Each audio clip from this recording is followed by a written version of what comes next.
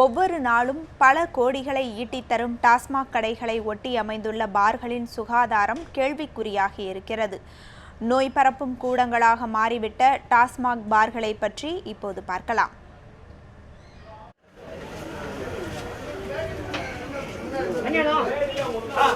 டாஸ்மாக் பார்களின் சுகாதார நிலை பற்றி படம் பிடிக்க முயன்ற போது பல இடங்களில் எங்களுக்கு அனுமதி கிடைக்கவில்லை. ஒரு வழியாக ஒரு பாரில் உள்ளே நுழைந்த போது பார்களில் கடைபிடிக்கப்படும் பல விதிமீறல்கள் எங்களை அதிர்ச்சியடைய வைத்தது. பாரில் அடுப்பு வைத்து எந்த பொருளையும் சமைக்கக்கூடாது என்ற நிபந்தனை எல்லா பார்களிலும் அப்பட்டமாக மீறப்படுகிறது.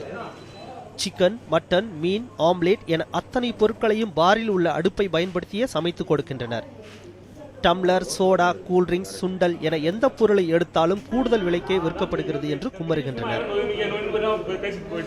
ஒரு டம்ளர் வெளியில ₹1 விற்கிது, உள்ள வந்தா ₹6 விற்கிது. அதே மாதிரி ஒரு சுண்டல் பாயிட்டு ₹5 விற்கிற டம்ளரு உள்ள ₹5 விற்கிறாங்க. அவங்களாம் ஒன்றும் எங்களால் கேள்வி கேட்கவே முடியல. 7up வெளியில் ₹25, உள்ள ₹45 கொடுத்துட்டு போயிட்டே இருக்கு. நாங்கள் பாட்டுக்கு பாரில் சமைத்து கொடுக்கப்படும் உணவுப் பொருட்களின் தரம் கேள்விக்குறியாகவே இருக்கிறது. குறிப்பாக தரமற்ற எண்ணெயில் தயாரிக்கப்படும் மீன், சிக்கன், மட்டன் போன்ற பொருட்கள் சமைத்த அன்றே விற்கப்படவில்லை என்றால் அடுத்த நாள் அந்த மீனை கழுவி மீண்டும் எண்ணெயில் பொரித்து விற்பனை செய்வதாக புகார் எழுந்துள்ளது. என்றாலும் போதை ஆசாமிகள் எந்த உணவு பண்டத்தை கொடுத்தாலும் அதை உண்டு விட்டு செல்லும் நிலைதான் காணப்பட்டது. அது எல்லா வகையிலுமே இடம் பொருள் இது எல்லாமே அசிங்கமாக இருக்குது. இதை ஏண்டா குடிக்கிறோம்னு இருக்குது. இதெல்லாம் குடித்தாலும் காசு செலவழித்து நம்ம இது மருந்து குடிக்கிற மாதிரி, ரசத்தை குடிக்கிற மாதிரி. டாஸ்மாக் கடைகள் காலை 10 மணி முதல் இரவு 10 மணி வரை திறந்திருக்கும் என அரசு அறிவித்துள்ளது. ஆனால் சேலம் மாநகர பகுதிகளில் பார்கள் அதிகாலை முதல் நள்ளிரவு வரை நடப்பதாகவும் அதில் விற்கப்படும் மதுபானங்கள் பெரும்பாலும் போலியானவை என்றும் புகார் எழுத்துள்ளது. காலையில் 130 ரூபாய் கொடுத்துட்டு எனக்கு டம்ளரும் பிரியா கொடுக்குறான், சாராயத்தையும் கொடுக்குறான். அந்த சாராயம் எப்படி தெரியுமா?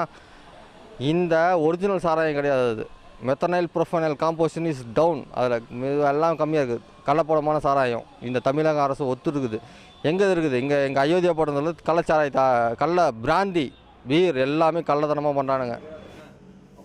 இது குறித்து மதுவுக்கு எதிராக பல்வேறு போராட்டங்கள் நடத்தி வரும் சமூக ஆர்வலர் சசி பெருமாளிடம் கேட்டபோது தமிழகத்தில் டாஸ்மாக் நிர்வாகத்தின் கீழ் 6838 மதுக்கடைகள் உள்ளதாகவும் இவற்றின் அருகே அனுமதி இல்லாமல் 2403 பார்கள் செயல்பட்டு வருவதாகவும் குற்றம் சாட்டினார்.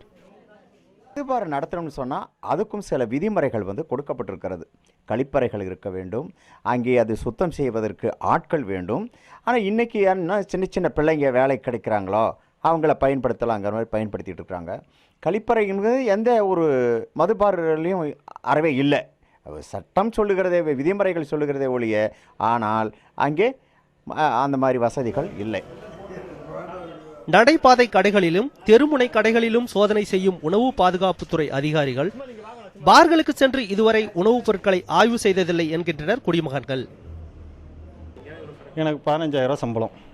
இன்றைக்கி ஒரு நாளைக்கு நான் இந்த கடைக்கு வந்துட்டு போனேன். 200 ரூபா, நான் பஸ்ஸுக்கு 100 ரூபா, பஸ்ஸுக்கு 50 ரூபா, 100 ரூபா, டீ செலவு, சாப்பாடு செலவு எல்லாம் 200 ரூபா கொண்டு போய் கொடுத்துட்ருக்குறேன்.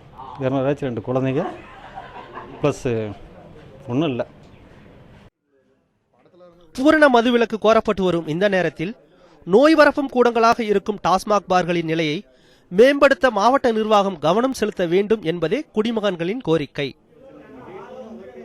கல்வி கூடங்களை விட அதிக நேரம் செயல்படும் இந்த டாஸ்மாக் பார்கள் இன்றைய இளைஞர்கள் மற்றும் மாணவர்கள் போதைக்கு அடிமையாயிருக்கு.